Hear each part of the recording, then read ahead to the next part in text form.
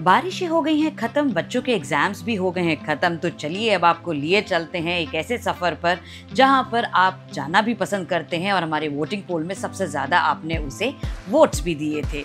तो हम अपना सफर शुरू कर रहे हैं रात के 2 बजे अपनी पूरी फैमिली के साथ, जो कि हमने दिल्ली से शुरू किया है टूवर्ड्स मनाली, जो कि एक फेवरेट डेस्टिनेशन है।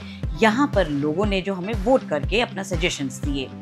2 बजे के करीब हमने अपना ये सफ़र शुरू किया। सबसे अच्छी बात ये रही कि हमने जो अपना टाइम देखा था, जो मनाली के लिए पहले लगते थे 13 से 14 घंटे, तो वो सफ़र अब सिमट कर रह गया है 10 घंटे 42 मिनट का दिल्ली से।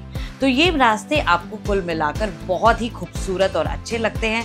रात में सफ़र शुरू करते हैं, ट्रक्स ज़रूर मिलते हैं लेकिन हेवी ट्रैफिक आपको देखने को नहीं मिलता, तो काफ़ी अच्छा सफ़र और रिलैक्सिंग आपका रहता है। जैसे जैसे दिन चढ़ता रहता है, आप टूवर्ड्स चंडीगढ़ या फिर कहीं पंजाब की तरफ जब बढ़ते हैं, तो वो रास्ता, वो हाईवे भी आपको बहुत ही सुखद एहसास दिलाता है। और हाईवे पर तो आते ही यकीन जानिए कि मूड एकदम रिफ्रेशिंग हो जाता है और एक एहसास ज़रूर होता है। याद रहे, आप हाईवे पे जाते हैं तो यहाँ पर ज़रूर अपनी स्पीड को कंट्रोल रखें। डाइवर्जन्स टूवर्ड्स जब आप पंजाब जाते हैं तो बीच बीच में डाइवर्जन्स हमें ज़रूर देखने को मिलती हैं। टोल्स जो पड़ते हैं उसको भी आप देख सकते हैं, 700 रुपये या 750 रुपये के करीब जो टोल है वो पड़ता है, जो आपको देना होता है। कमेंट करके हमें ज़रूर बताइएगा कि ये टोल आपको ज़्यादा तो नहीं लगता।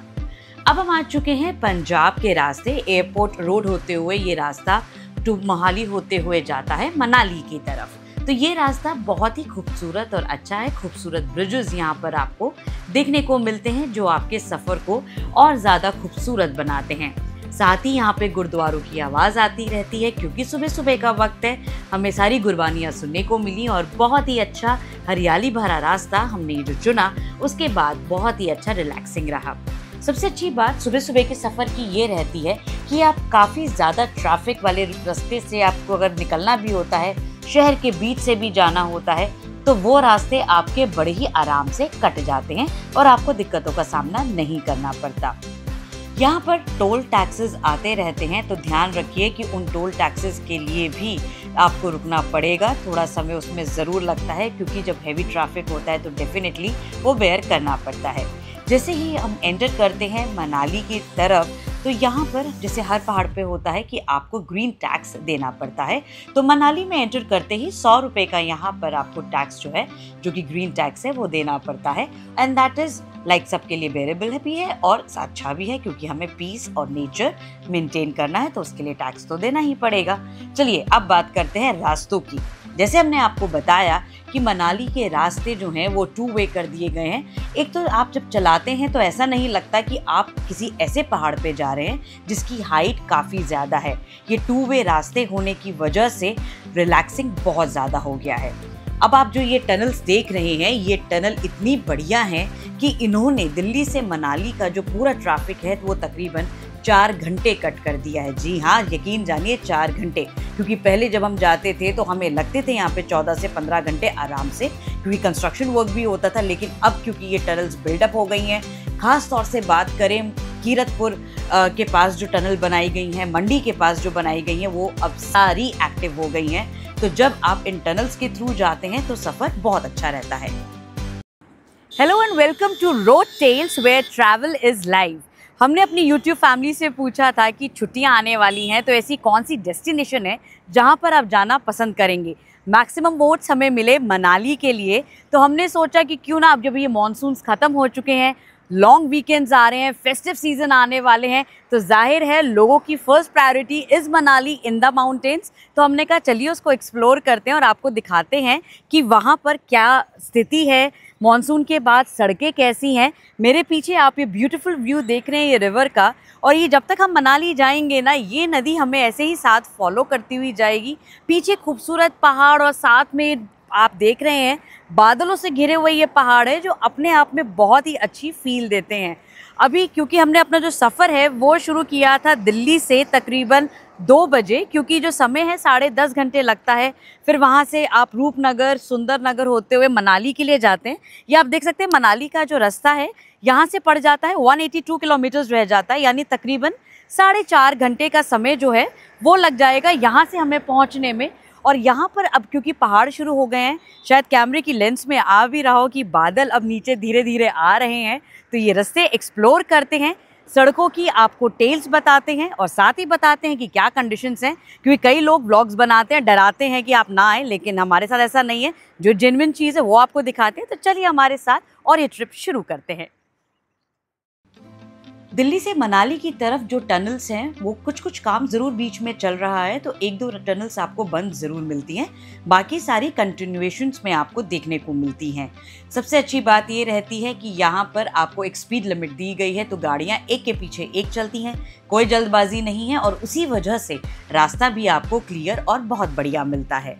लेकिन यहाँ पर जब हम आते हैं, बादलों को देखते हैं, पहाड़ों को देखते हैं, यकीन जानिए बहुत ही खूबसूरत नज़ारे हमें देखने को मिलते हैं। और जितने भी हेवी ट्रैफिक वाले रास्ते थे, ख़ास तौर से बात करें मंडी की, तो वहाँ पर भी हमें देखने को मिला कि यहाँ पर वो हाईवे खुलने के बाद इतना खुला रास्ता हो गया है कि लोग अपनी ड्राइव को बहुत ही इंजॉय करते हैं।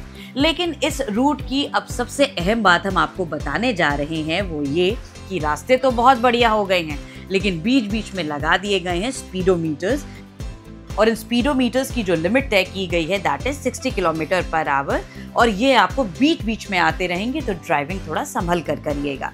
तो अब आ गई है एक और खूबसूरत टनल जो आपको लेकर जा रही है टुवर्ड्स मनाली। तो बहुत ही खूबसूरत टनल्स के बीच ये रास्ते होते हुए जाते हैं, बीच में नदी आती है, पहाड़ तो लगातार साथ चलते ही रहते हैं और ये टनल्स का सफ़र आपका ख़त्म नहीं होता। काफ़ी रास्ता बात किया जाए तो टनल्स के थ्रू ही होकर निकलता है और हमें एहसास ही नहीं होता कि वाकई ये रास्ता इतना छोटा हो गया है, क्योंकि जैसे जैसे आप आगे बढ़ते जाते हैं आप 2-3 पहाड़ियाँ इतनी आराम से क्रॉस कर लेते हैं जिसके लिए आपको पहले काफ़ी देर तक खड़ा रहना पड़ता था। देखिए, हमने आपको बताया कि मानसून सीज़न ख़त्म हुआ है, तो उसके आफ्टर इफ़ेक्ट्स भी हमें मनाली की सड़कों पर देखने को ज़रूर मिले। लैंडस्लाइड्स देखने को मिली जिसकी वजह से पूरा एक तरफ का जो रास्ता है वो पूरी तरीके से बंद कर दिया गया। ऐसे पैचेस यकीनन बीच बीच में आते रहेंगे, लेकिन ये बहुत छोटे पैचेस हैं, बड़े पैचेस नहीं हैं, तो इनसे आप घबराएं नहीं, परेशान नहीं हो।